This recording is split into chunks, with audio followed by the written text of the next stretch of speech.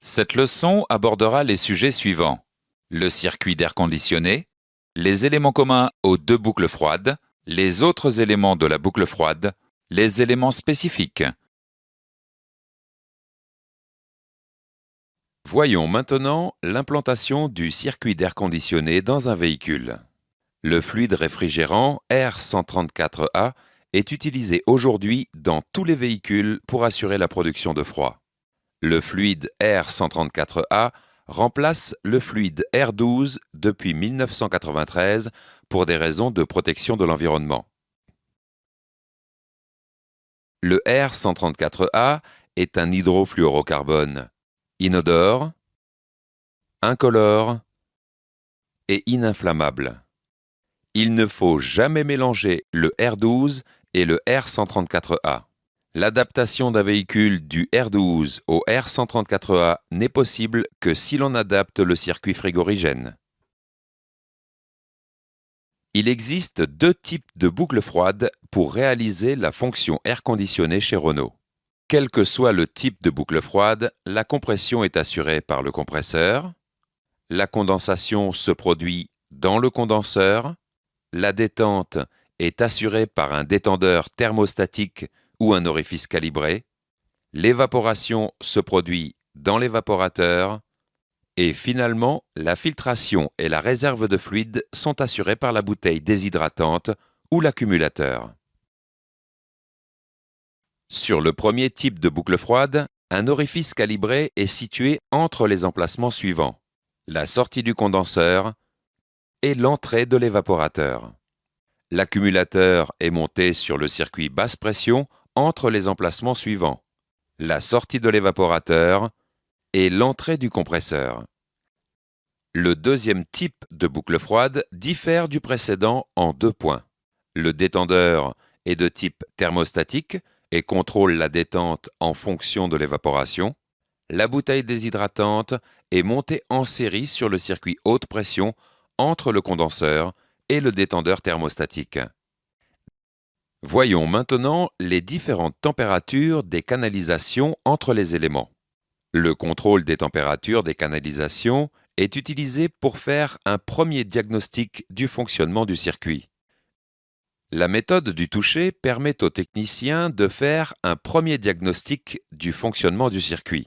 La méthode du toucher consiste à placer les mains en amont et en aval de chaque élément pour quantifier l'écart de température entre l'entrée et la sortie. Le technicien doit comparer les sensations qu'il perçoit par rapport aux températures normales de fonctionnement. Le technicien vérifiera par exemple que la température en entrée du compresseur est froide et que la température en sortie est très chaude. Dans ce chapitre, nous avons vu les points suivants. Le fluide réfrigérant R134A est utilisé dans tous les véhicules et remplace le fluide R12 pour des raisons de protection de l'environnement. Il existe deux types de boucles froides pour réaliser la fonction air conditionné chez Renault. Le premier type de boucle froide comprend un détendeur à orifice calibré et un accumulateur. Le deuxième type de boucle froide comprend un détendeur thermostatique et une bouteille déshydratante. Le contrôle des températures des canalisations est utilisé pour faire un premier diagnostic du fonctionnement du circuit. La méthode du toucher consiste à placer les mains en amont et en aval de chaque élément pour quantifier l'écart de température entre l'entrée et la sortie. Voyons maintenant le rôle et le fonctionnement des éléments communs aux deux boucles froides. Intéressons-nous d'abord au compresseur. Le compresseur est l'élément moteur du circuit. Le compresseur est entraîné par une courroie d'accessoires. Le compresseur aspire le gaz, puis le pulse vers le condenseur. Le compresseur élève la pression et assure la circulation du fluide dans le circuit. Le compresseur ne doit pas être entraîné constamment. Un embrayage électromagnétique monté sur la poulie du compresseur assure ainsi le cyclage. L'embrayage électromagnétique est composé principalement des éléments suivants: un plateau mobile, un électroaimant et un arbre. L'appui sur le panneau de commande alimente électriquement l'électroaimant. L'électroaimant attire le plateau d'embrayage contre la poulie libre. La poulie libre devient solidaire de l'arbre du compresseur. Tous les éléments internes du compresseur sont alors entraînés. Il existe deux types de compresseurs, les compresseurs à cylindrée fixe et les compresseurs à cylindrée variable. Voyons d'abord le compresseur à cylindrée fixe. Le compresseur à cylindrée fixe comprime un volume constant de gaz à chaque rotation. La régulation de froid est obtenue en alternant l'enclenchement et l'arrêt de l'embrayage électromagnétique. Le compresseur à cylindrée fixe est composé principalement des éléments suivants: un arbre, une came, un plateau oscillant et des pistons. L'embrayage électromagnétique est activé. L'arbre du compresseur, entraîné en rotation, fait tourner la came.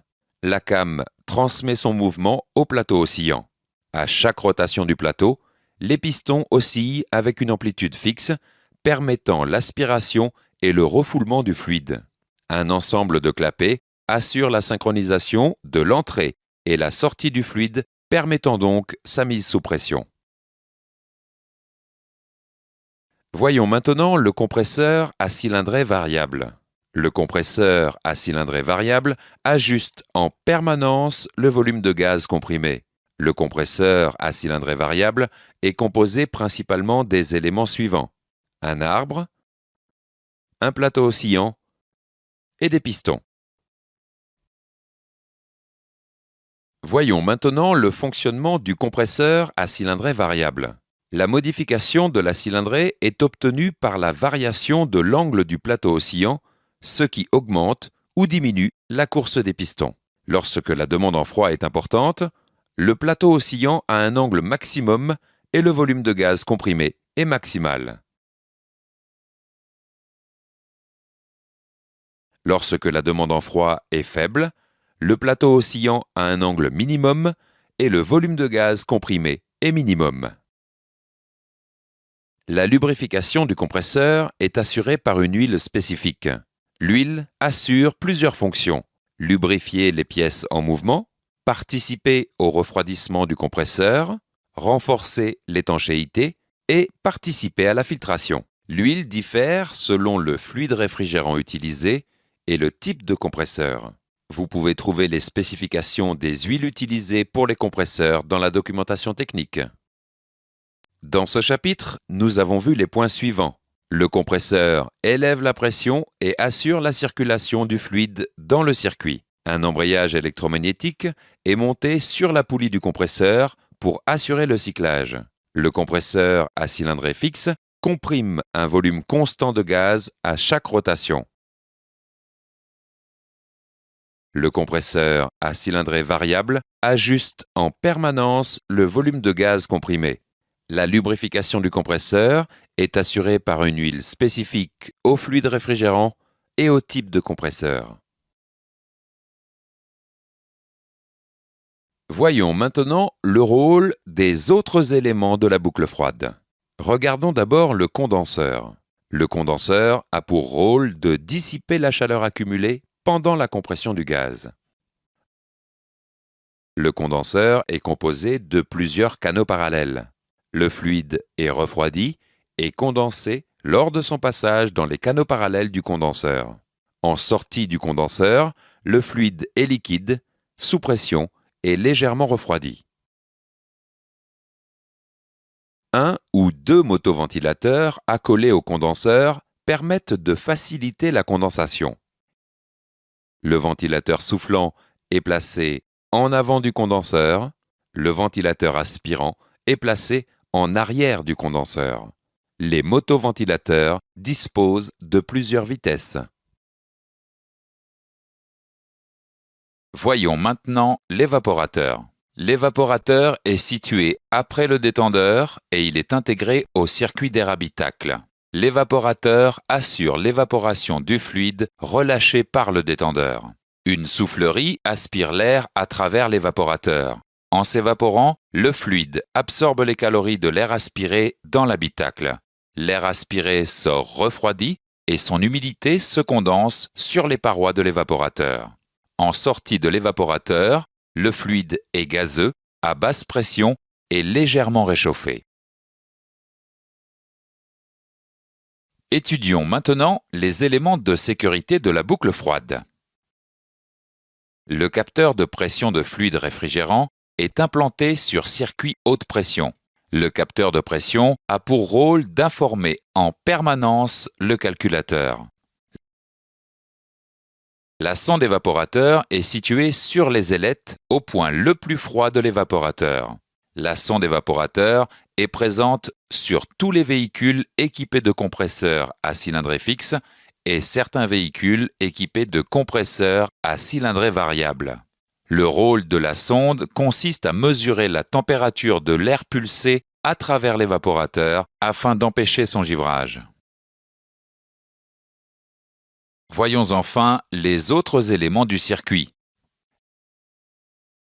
La boucle froide comporte des canalisations rigides en aluminium ou en acier et des canalisations flexibles en caoutchouc. Les canalisations du circuit gazeux sont de grand diamètre et de petit diamètre sur le circuit liquide.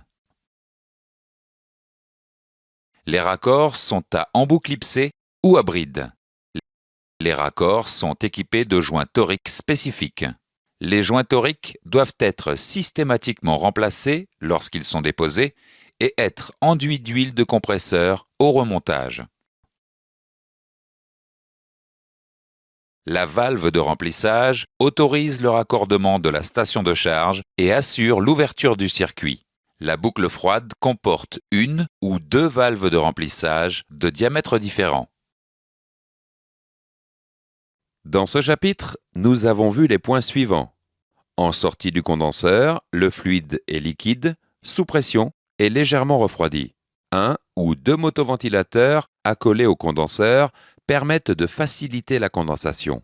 En sortie de l'évaporateur, le fluide est gazeux, à basse pression et légèrement réchauffé. Le capteur de pression et la sonde évaporateur sont des éléments de sécurité de la boucle froide. Les canalisations relient les différents composants et facilitent le transfert du fluide. Les raccords garantissent l'étanchéité et permettent au circuit de résister à la pression. La boucle froide comporte aussi des canalisations, des raccords équipés de joints toriques et une ou deux valves de remplissage. Étudions maintenant les éléments spécifiques à chaque boucle froide. Voyons d'abord le premier type de boucle froide composé d'un orifice calibré et d'un accumulateur. L'orifice calibré comporte un filtre d'entrée, un filtre de sortie et un tube calibré. Le fluide réfrigérant traverse le filtre d'entrée, se vaporise partiellement dans le tube calibré et ressort par le filtre de sortie. En sortie de l'orifice calibré, le fluide est gazeux, à basse pression et très froid. L'accumulateur est situé en amont du compresseur sur le circuit basse pression. Le fluide en entrée de l'accumulateur est composé d'huile et d'un mélange liquide-gaz réfrigérant. Par gravité, les liquides se séparent du gaz. L'huile et le réfrigérant sont injectés dans le circuit par un conduit spécifique. L'accumulateur filtre aussi les impuretés, déshydrate le fluide et sert de réservoir tampon. Voyons maintenant le deuxième type de boucle froide composé d'un détendeur thermostatique et d'une bouteille déshydratante. Le détendeur thermostatique est traversé à la fois par le circuit d'entrée et le circuit de sortie de l'évaporateur. Le détendeur thermostatique ajuste en permanence la quantité de fluide détendu en fonction de la température en sortie de l'évaporateur. Lorsque la température en sortie de l'évaporateur est élevée, le fluide contenu dans la capsule thermostatique se dilate. La bille ouvre ainsi complètement le circuit d'entrée dans l'évaporateur. La détente du fluide augmente. La température en sortie de l'évaporateur baisse. Lorsque la température en sortie de l'évaporateur est basse, le fluide contenu dans la capsule thermostatique se contracte. La bille stoppe ainsi le passage du fluide. La production de froid s'arrête jusqu'au retour d'une température élevée en sortie. La bouteille déshydratante est placée entre le condenseur et le détendeur thermostatique. Le fluide en entrée de la bouteille est composé d'huile et de liquide réfrigérant. Le fluide tombe par gravité dans la bouteille. Le mélange huile-réfrigérant est filtré, déshydraté, puis injecté dans le circuit. La bouteille déshydratante sert également de réservoir tampon. Dans ce chapitre, nous avons vu les points suivants. En sortie de l'orifice calibré, le fluide est gazeux, basse pression et très froid. L'accumulateur filtre les impuretés, déshydrate le fluide et sert de réservoir tampon. Le détendeur thermostatique ajuste en permanence la